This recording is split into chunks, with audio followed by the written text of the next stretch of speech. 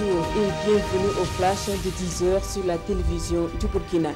Les résultats des examens du certificat d'études primaires CEP session 2017 sont connus depuis quelques jours. 100% de réussite pour certaines écoles et 0% pour d'autres.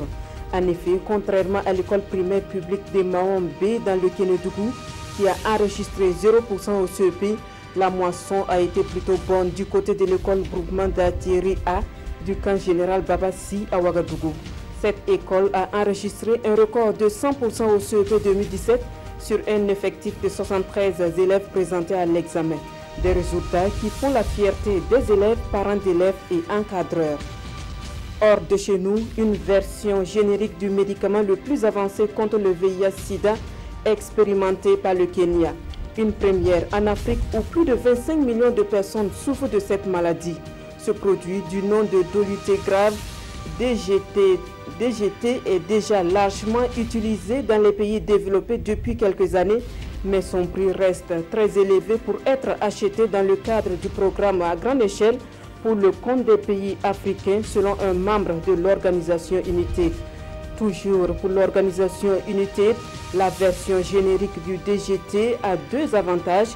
Il est efficace du point de vue pharmaceutique et son prix est très avantageux. Migration européenne, l'Allemagne appelle au cours d'une conférence à Berlin les pays européens à percevoir la migration comme une opportunité. Pendant ce temps, l'Italie menace de fermer ses portes aux migrants. Une déclaration faite par l'ambassadeur de l'Italie auprès de l'Union européenne qui appelle ses partenaires à accepter des migrants africains sur leur territoire. Selon lui, l'Italie n'a plus de place dans ses centres d'accueil. Plus encore, Rome menace d'empêcher les embarcations humanitaires de débarquer à ses portes.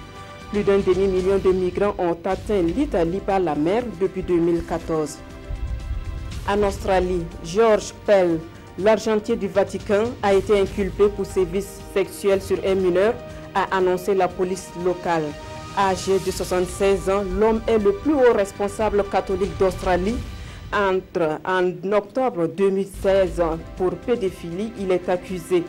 Selon un commissaire de police, l'ecclésiastique a été inculpé avec citation à comparaître. Il doit se présenter le 18 juillet prochain devant le tribunal de première instance de Melbourne, dans le sud-est du pays, pour y être entendu. Les accusations contre le cardinal Pell ont émergé suite à une longue enquête portant sur des abus sexuels commis sur des enfants depuis 2012. Voilà qui met fin à ce flash de 10h. Merci à vous qui l'avez suivi. Les informations reviennent en 13h en compagnie de Marguerite Douanieu.